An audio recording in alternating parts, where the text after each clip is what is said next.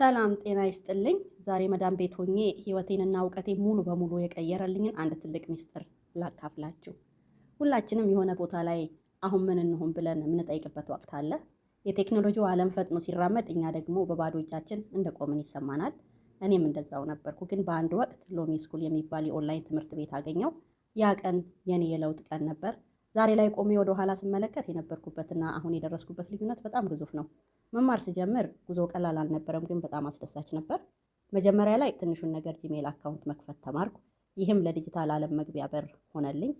ቀጥሎ ደግሞ የይዘት ፈጠራ ስነ ጥበብን ስቀስም ሀሳቤን እንዴት ለሰዎች ማጋራት እንዳለብኝ ተረዳሁ። በስልኬ ብቻ ጥራት ያለው ቪዲዮ እንዴት መቅረጽ እንደሚቻል ስማር የነበረኝን መሳሪያ አቅም አወቅኩት።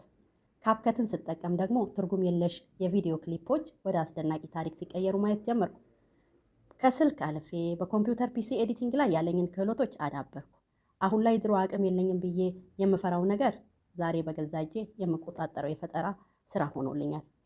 ይህ ሁሉ እውቀት የታደልኩት በአጋጣሚ አይደለም፣ ሎሚ ስኩል በሰጠኝ ስልጠናና መመሪያ መሰረት ነው። እዚህ ትምህርት ቤት የምንማረው ክህሎትን ብቻ ሳይሆን በራስ መተማመንን ጭምር ነው። ዛሬ በኩራት የምናገረው ነገር ቢኖር በዲጂታል ዓለም ውስጥ የራሴን ቦታ መያዝ ችያለሁ። እናንተስ በእጃችሁ ያለውን ስልክ ወይም ኮምፒውተር ወደ እውቀትና ወደ እድል ለመቀየር ዝግጁ ናችሁ? ብሶቶን ወደ እውቀት፣ ጊዜውን ወደ ስኬት የሚቀይሩበት ጊዜ ነው። ሎሚ ስኩልን ይቀላቀሉ። አብረን እንደግ። ለውጡ የሚጀምረው ከእርሶ ውሳኔ ነው። እኔ ጀምሬያለሁ። እናንተስ?